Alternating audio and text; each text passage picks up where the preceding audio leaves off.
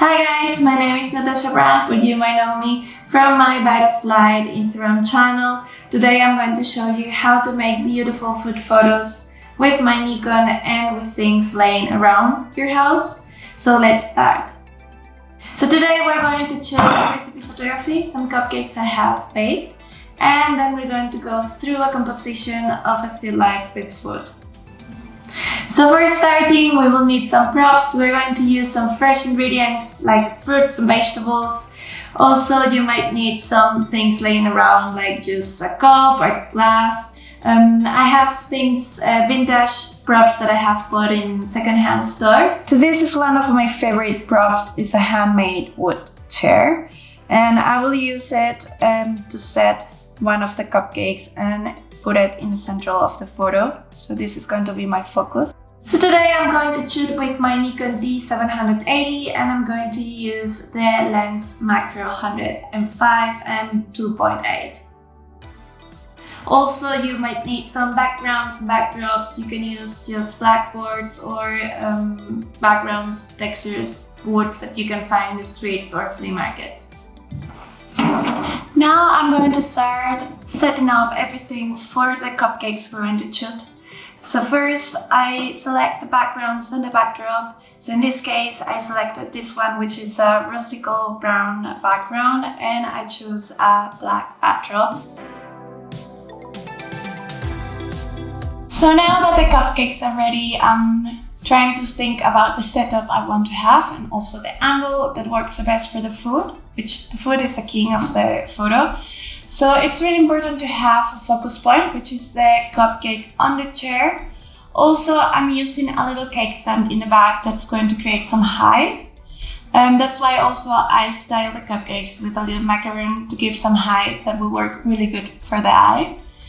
We have then one in the front, which is going to create a depth of field, so it's going to be really close to the camera and it's going to be blurry. Then I set a little bowl in between these two height points. It's really nice because the light is going to go through, and it's also to create some freshness in the photo.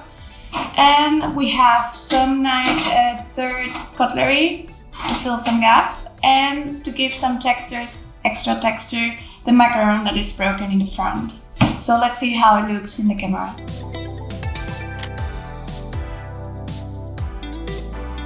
So when you shoot a food, you want the lens to be a long focal length. This is going to help you to compress down the background, and it's going to help to isolate the food from it. So this is going to make the food the hero, which is what you want. You can use some blackboard to block the light. For example, if I want the back of the photo to be a little bit darker, I might use this one in here to block the light.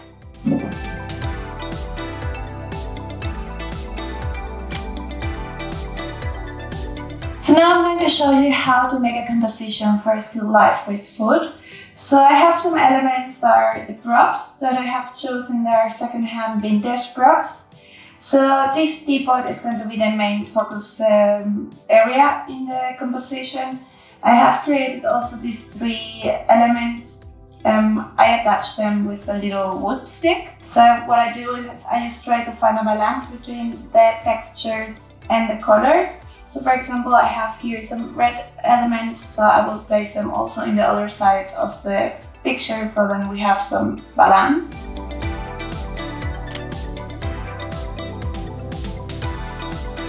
So today I'm going to give you 3 practical tips for your food photography. So the first one is the light.